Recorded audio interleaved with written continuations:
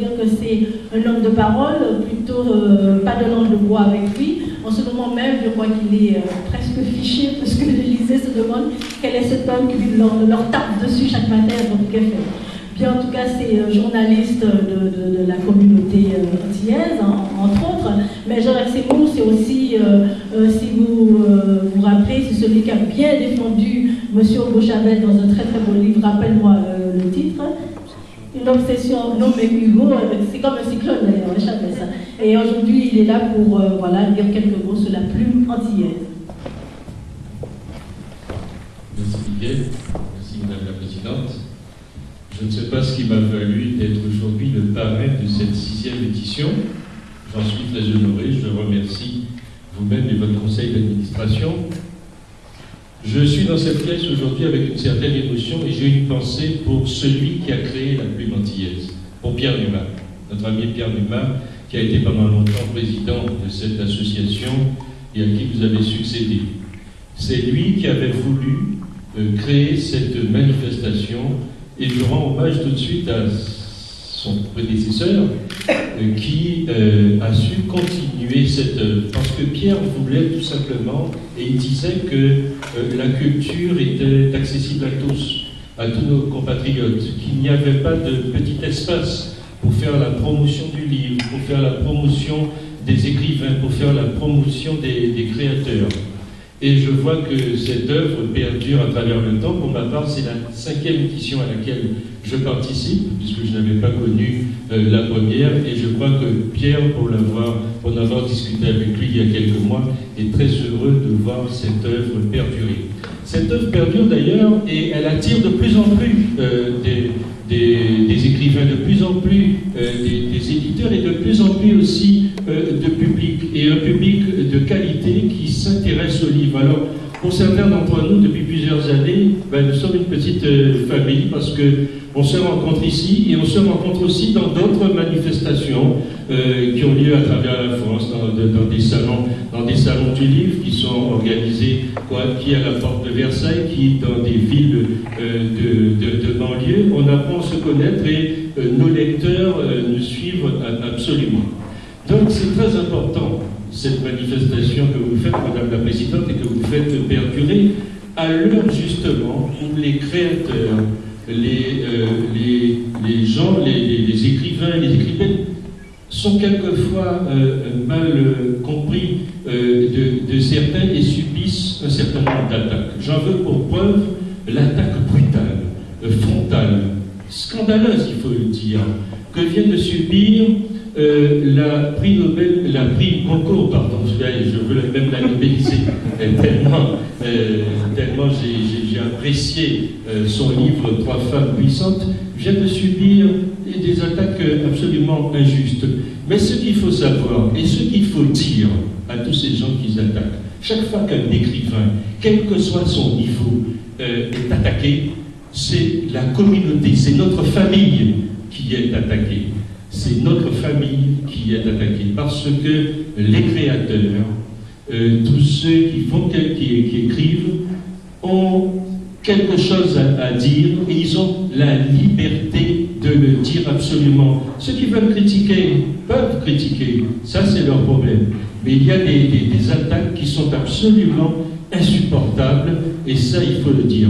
Il faut le dire et c'est pour cela que des manifestations comme les vôtres ont une importance très, très grande parce qu'elles permettent à chacun de révéler ce qu'il a à dire, elles permettent aux autres de critiquer, elles peuvent former l'esprit critique de chacun d'entre nous et c'est pour cela que c'est important. Et c'est pour cela que je suis très honoré d'être le parrain de cette manifestation dans cet esprit qui était aussi l'esprit du père fondateur de cette manifestation. Je vous remercie.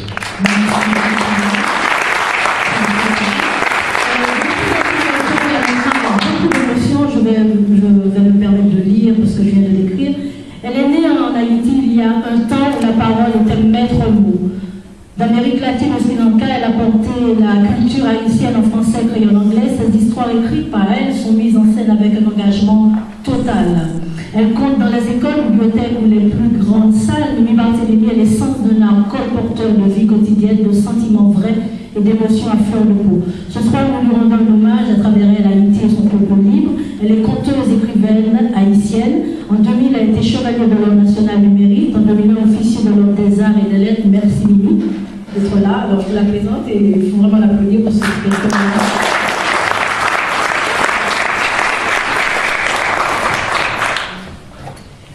Normalement, aujourd'hui, c'est dans la société, je suis très contente d'être là.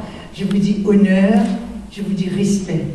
Et c'est ainsi qu'on salue en Haïti, pas tout à fait comme cela.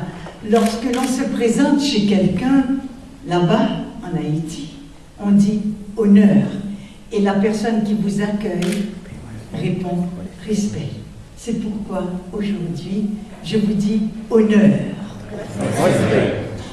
Oui, je voulais vous présenter mon livre, mon dernier livre, qui s'appelle « 10 mois des chansons d'Haïti », mais je ne vois pas l'éditrice, donc je ne sais pas si je présente ce livre ou bien je présente quelque chose sur moi.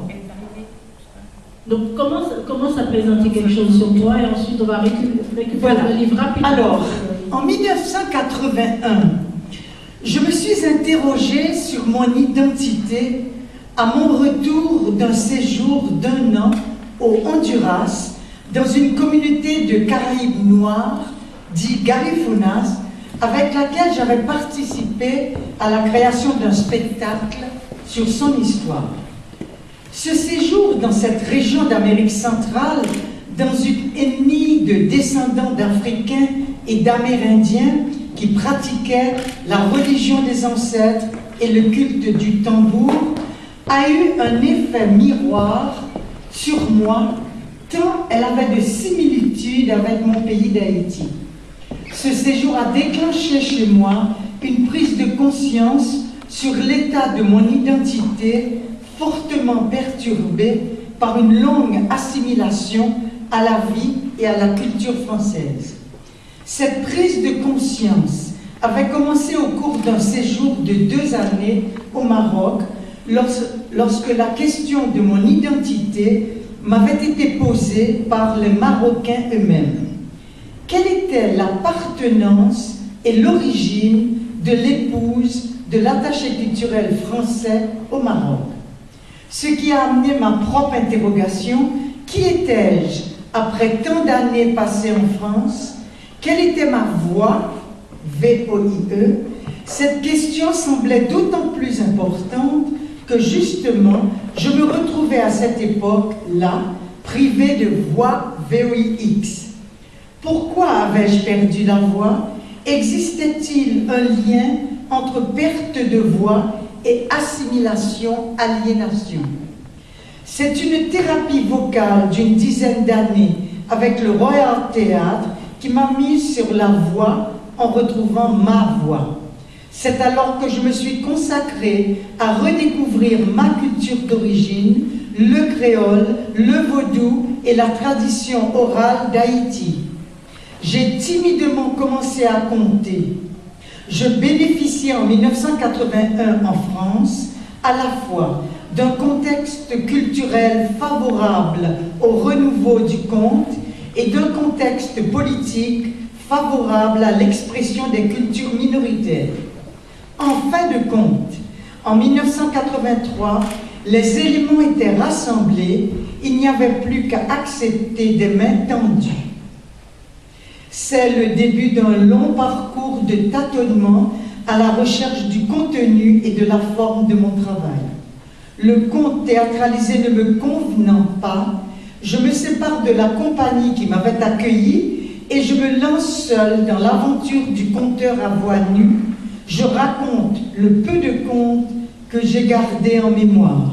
Je le fais dans des lieux associatifs, dans des bibliothèques de quartier, dans des classes, dans des salles de classe et des maisons de jeunes.